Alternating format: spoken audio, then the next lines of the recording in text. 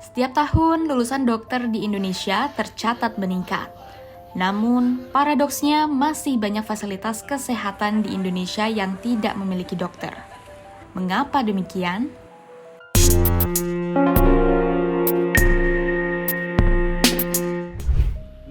Menteri Sekretaris Negara atau Mensesnek Prasetyo Hadi baru saja bilang kalau Indonesia kekurangan dokter. Butuh sekitar 100.000 dokter tambahan untuk melayani seluruh masyarakat Indonesia.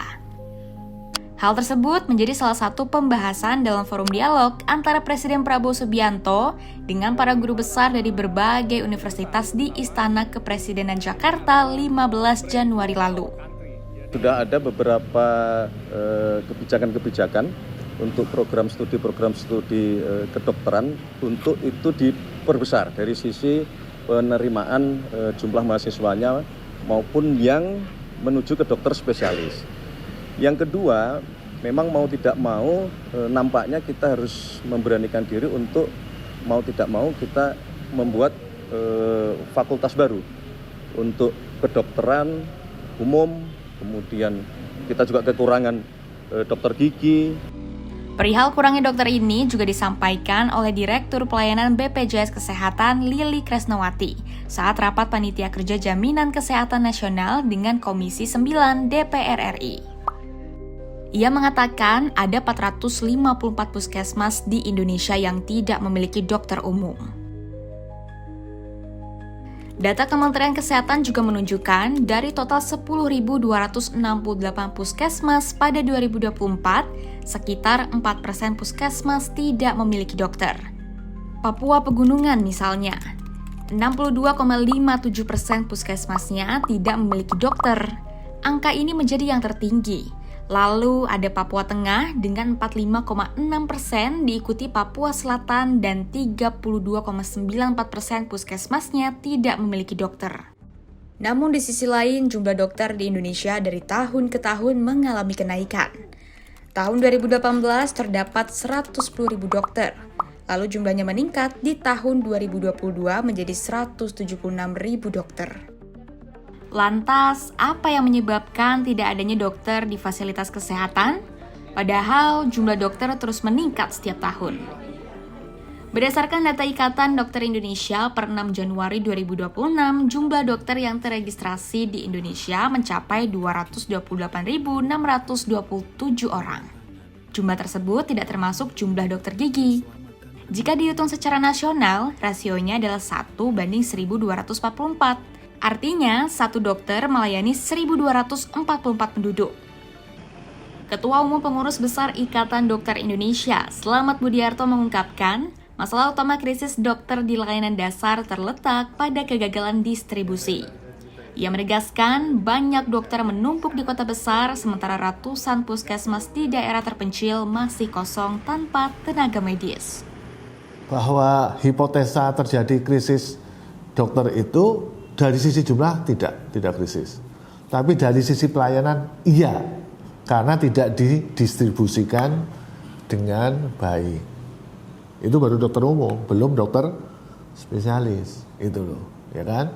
Dokter spesialis juga sama. Kami sudah menghitung-hitung kalau kita menempatkan setahun 1.000 dokter spesialis, itu anggarannya cuma 1,2 triliun, kecil. Cuma mau nggak pemerintah, itu 1.000, semua akan terisi, gaji 100 juta, nah, akan cukup, tapi kan sampai hari ini tidak. Nah, artinya kalau krisis jumlah dokter, saya jawab tidak ada krisis. Tapi kalau krisis pelayanan, iya, karena jumlah dokter yang besar tadi mengumpul di kota-kota besar. Faktor lain yang bikin daerah 3T atau tertinggal, terluar, dan terdepan di Indonesia kesulitan mempertahankan tenaga medis ialah karena faktor fasilitas kesehatan yang belum memadai. Akses transportasi yang sulit, serta beban kerja yang lebih tinggi dan insentif yang belum ideal. Akibatnya, banyak puskesmas akhirnya bergantung pada perawat atau tenaga non-dokter untuk menjalankan layanan dasar. Padahal ada banyak tindakan medis yang hanya bisa dilakukan dokter. Di salah satu kecamatan Sulawesi Tengah misalnya, Setiap puskesmas hanya memiliki 1 dokter gigi. Padahal banyak masyarakat di sana yang membutuhkan keberadaan dokter. Iya, jadi kalau bilang tentang kekurangan dokter, of course di sini benar. Bahkan Sulawesi Tengah, Kabupaten Toli-Toli yang sekarang saya praktek ini adalah kabupaten yang paling sedikit mempunyai dokter. Bahkan saya pernah di Kepulauan Riau kemarin, saya satu-satunya dokter gigi sepulau itu. Sepulau semuanya itu saya sendiri, dan itu ya PTT kemarin itu.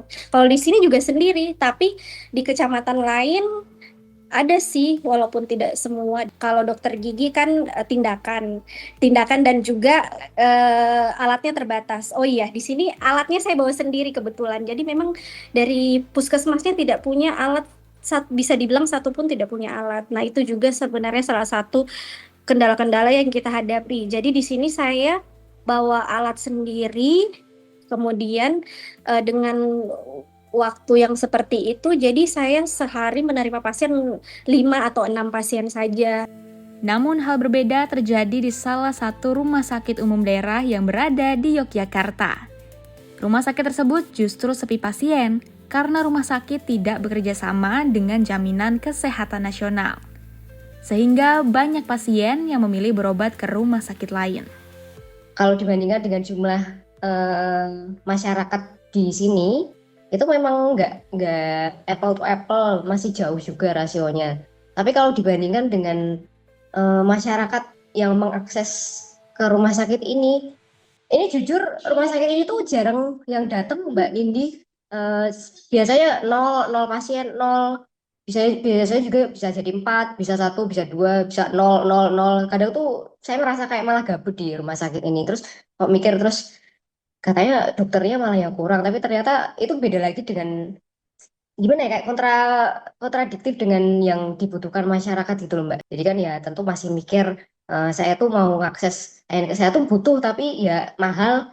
Terus jadi orang-orang juga tentu akan mencari alternatif lain untuk akses ke layanan kesehatan ini. Karena di sini juga nggak kerjasama dengan JKN alias BPJS gitu.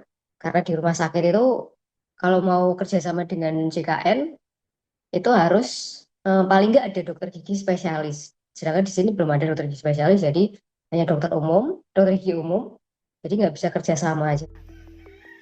Di saat yang bersamaan, Indonesia juga menghadapi krisis dokter spesialis, seperti dokter spesialis penyakit dalam, anak, dan obgyn.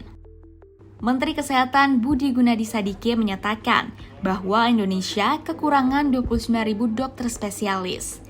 Jumlah tersebut akan terus meningkat hingga 70.000 dokter pada tahun 2032, dengan mempertimbangkan beban penyakit dan pertambahan penduduk. Sementara kemampuan produksi nasional hanya 2.700 spesialis per tahun. Padahal untuk memenuhi kebutuhan seluruh penduduk, seharusnya Indonesia bisa memproduksi 15.000 hingga 16.000 dokter spesialis setiap tahunnya. Apabila dibandingkan dengan negara lain, Inggris misalnya, bisa melahirkan sekitar 12.000 dokter spesialis per tahun. Padahal penduduknya lebih sedikit dari Indonesia, tetapi jumlah dokter spesialis yang tumbuh 5 kali lebih banyak daripada produksi dokter spesialis di dalam negeri. Untuk mengatasi hal itu, pada tahun 2024, pemerintah mulai menjalankan program pendidikan dokter spesialis atau PPDS berbasis rumah sakit guna meningkatkan jumlah dokter spesialis. Kementerian Pendidikan Tinggi, Sains, dan Teknologi pada tahun 2025 juga membentuk satuan tugas untuk mengakselerasi pemenuhan serta distribusi dokter dan dokter spesialis telah dibentuk. Bersamaan dengan itu, 57 fakultas kedokteran telah membuka 148 program studi baru untuk pendidikan dokter spesialis dan subspesialis. Sebanyak 355 rumah sakit menjadi mitra dalam pendidikan kedokteran dari Fakultas Kedokteran pada tahun 2025 hingga 2026. Dari upaya yang dijalankan tersebut, diharapkan pada tahun 2028 jumlah dokter spesialis hampir memenuhi jumlah dokter yang dibutuhkan. Sesuai dengan estimasi dari Kemdikti-Saintek, jumlah kebutuhan dokter pada 2028 sebesar 218.824 dokter. Sementara ketersediaan dokter berkat upaya ini diestimasikan bisa mencapai 216.854 dokter.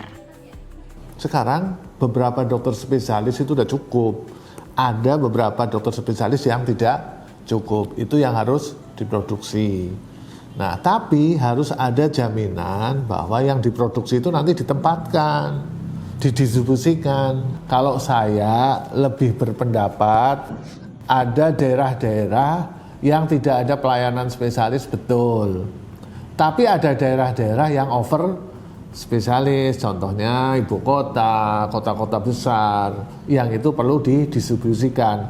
Kalau sudah didistribusikan tetap kurang, baru diproduksi gitu loh. Sekarang belum didistribusikan dokter yang ada, tapi sudah produksi besar-besaran, kan aneh. Jadi saya kira kita melihat kacamata ini harus terbuka. Satu, ada dokternya. Dua, ada anggarannya, ya kan?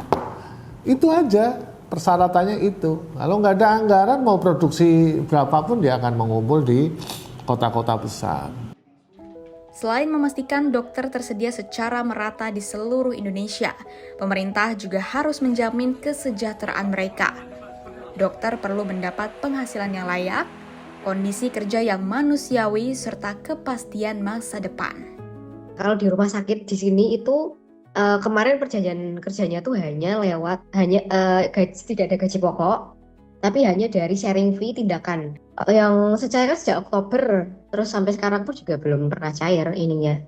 Jasa pelayanannya sampai udah ganti tahun. Ya dibilang juga itu tadi Silpa 2025 itu belum bisa dituangkan ke murni 2026 atau gimana gitu. Saya juga nggak tahu tentang pendapatan daerah gitu. Tentang itu sih katanya. 3 bulan lalu, berarti itu dari awal kerja belum dapet dong, Dok? Saya nomor, iya. Ya, seperti itu sebenarnya kalau saya yang memang anak daerah di sini, siapa sih yang nggak mau membantu daerahnya ya. Cuma satu catatan juga yang mau saya sampaikan kepada pemerintah ya setidaknya adalah kepastian masa depan untuk kami khususnya anak daerah yang memang mau kerja balik lagi di sini seperti itu. Jadi entah itu ya dari karirnya ataupun dari pendidikannya yang memang bisalah ditopang, dibantu untuk ini. Kalau mau ditanya sekarang, wah saya masih berpikir lagi dengan keadaan seperti ini. Bahkan dengar-dengar tahun ini di daerah saya yang tadinya gajinya segini malah diturunkan seperti itu. Entah karena memang pemerintahnya tidak menjadikan kami sebagai prioritas atau memang bagaimana, saya juga tidak paham seperti itu. Ketimpangan dan kekurangan dokter bukan semata soal statistik, melainkan soal nyawa. Negara dapat dinyatakan gagal ketika layanan kesehatan bergantung pada alamat, bukan kebutuhan. Tanpa dokter di lini pertama, penyakit yang semestinya tertangani sejak dini berubah menjadi ancaman serius. Masalahnya bukan hanya mencetak lebih banyak dokter, tetapi memastikan mereka benar-benar hadir di tempat yang paling membutuhkan.